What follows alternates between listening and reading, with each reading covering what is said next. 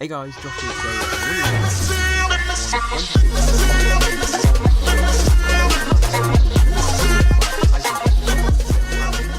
today. Adrian. I'm feeling good. I'm feeling ready to go. Excited for the race? Yeah.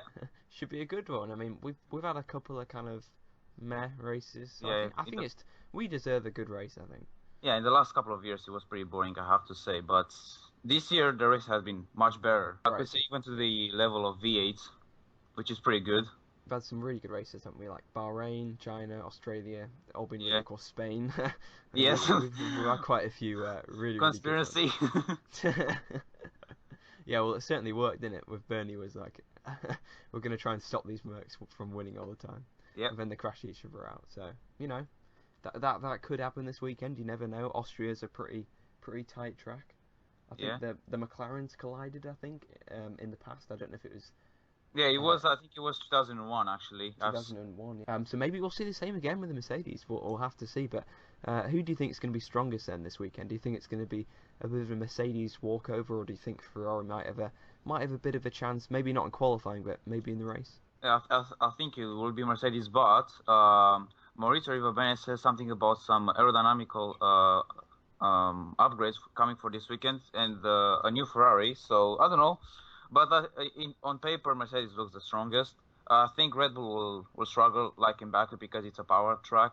We've seen that in both Canada and Baku.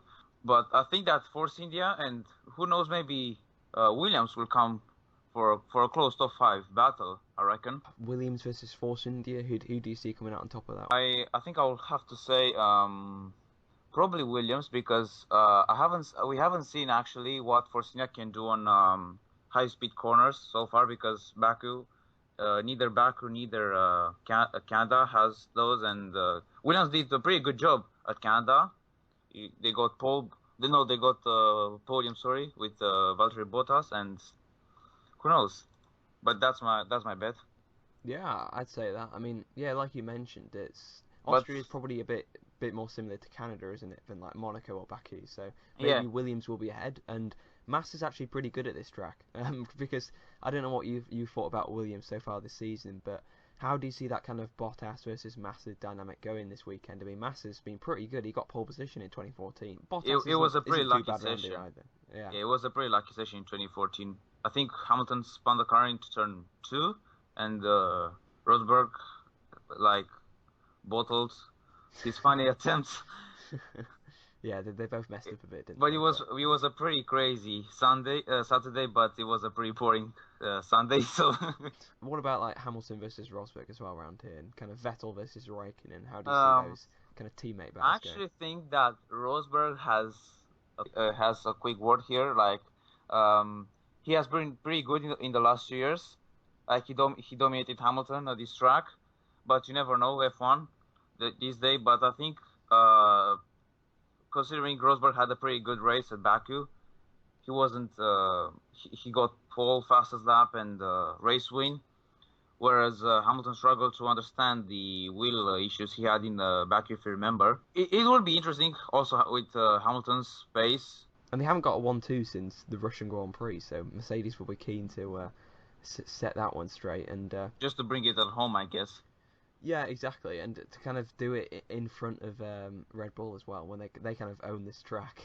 It would be a bit of a middle finger at them, but the Red Bull around here, like you said, they're probably going to struggle, aren't they? I mean, it's kind of a power track, and there are some high speed corners, but it's not really enough. Yeah, it's more of an engine track. It's like but Red Bull really struggled last weekend. I mean, 2 weeks. Yeah, 2 weeks was it?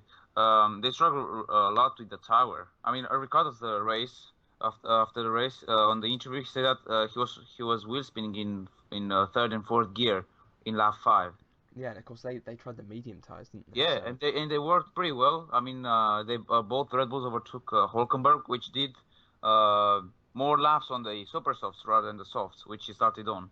And of course the tires for this weekend, what is the ultra soft? Yeah, the softest combination. Soft. Yeah, so we'll see how that one goes. I mean, if you look at the tire selections, we've got pretty much the same. I mean, they don't really mean that much, really. It's kind of how you use them that's the interesting. Yeah, how you manage them, I guess.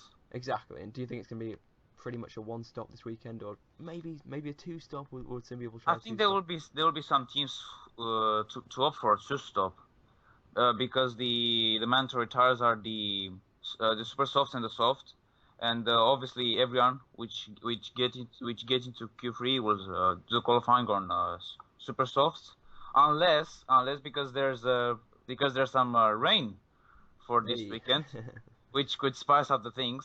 But if it stays dry, I think it will be the top teams will do a one-stop because that's what they've done for the last races. Yeah, I mean, we'll see what the rain plays though. I mean, it could rain in the race, and all this kind of strategies that they come up with it could be like Monaco once again. Pointless, yeah. And we could see like rain for half the race, and then maybe they slap on a set of the soft tyres and just go to the end. So.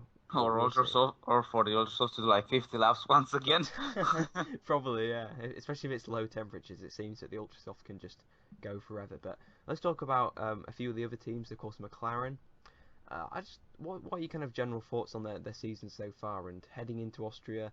It is much better than last year, obviously, but it's still not they want to because they want to get a podium for this season, I believe, but it doesn't look like unless like both Mercedes, Ferraris, and Red Bulls crash or something like that.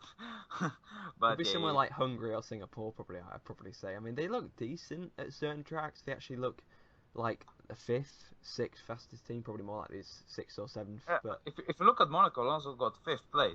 The track doesn't really suit them, but certainly I think at Silverstone and especially Hungary, teams like McLaren and Red Bull should be, I think, pretty strong. Toro Rosso, they're going to be really struggling this weekend, I think, with that 2015 power unit. I mean, it seems that they made some steps as well on the parent. I mean, they aren't that slow on the straight line.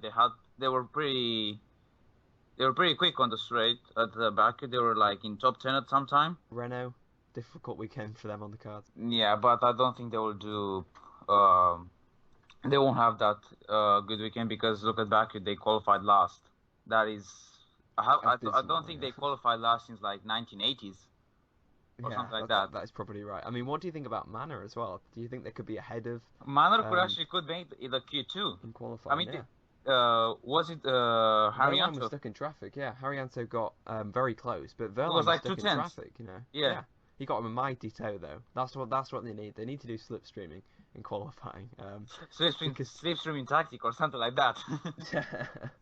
Yeah, exactly. I mean, Haryanto got a huge slipstream and it paid dividends. So credit to him. He did well in qualifying. Shame about the race. I mean, he was hit by Gutierrez. So it didn't really matter, but. We'll see. Sauber were pretty good actually, weren't they, in Baku? Do you think they can continue that into Austria? Definitely. I mean, if you look at the start of the season, Sauber were pretty much were really disappointing compared to last year. Last year they got fifth place in Australia, wasn't it? Yeah, and also Nazar got like sixth or seventh, or he got points in Russia. He was like. Oh yeah, in Russia, yeah. Seventh or eighth. That was weird, wasn't it? Because that was like near the end of the season, so yeah, it's like you'd expect them to fall away, but they were still kind of a really randomly good race. I think is that. Have you got anything else to add? And if not, we'll go to predictions. I think we should just go straight to predictions. Yeah, sure. I'll start us off then with I think it could be same if it's dry or wet already, but I think I'm going to go with Hamilton to get his first win round Austria. I think it could be very close between him and Rosberg and probably Vettel as well in the race. Of course, it could depend on the start. I mean, imagine if Vettel gets another really good start. Yeah, but could be right up there. Remember last year, Hamilton got pole, I believe, but he got a pretty poor start and Rosberg got past him. Yeah. And then Hamilton was trying to slipstream him on the first lap, but then the safety car came in and then Rosberg... Oh, yeah. So, Rosberg... I think it could be a good battle. I'm going to go out on a limb. We're going to get an overtake between the two Mercedes drivers. If that happens. We're actually going to get that for like the first time since like Bahrain 2014. But I think Kota probably last year. Yeah, I think we could get a decent battle between them. I mean, it's not going to be like a Titanic swapping positions every lap, but... No, but like that would be something else. Maybe a lap one battle, and maybe they'll collide. But, we'll see. So something Ricciardo, like Spain? Yeah, definitely. I mean, if it's wet in qualifying, Ricciardo could be up there, Vettel could be up there, so they could make mistakes like they did in 2014. So yeah, it might not be a 1-2, but I'm going to say it's a 1-2. Hopefully I'm wrong, but I'm going to go with Hamilton, Rosberg. I'm going to say Vettel. I think in third. He's in a really good run of form recently, and I think Red Bull are going to struggle, and he should have a pretty comfortable third. And it's going to be very, very close between them, behind them. I'm going to say Perez to do like a really good strategy, get like fifth, and I probably slot like say Bottas in fourth, something like that. That's going to be my top five. So I'm going to go with Hamilton, Rosberg, Vettel, Bottas.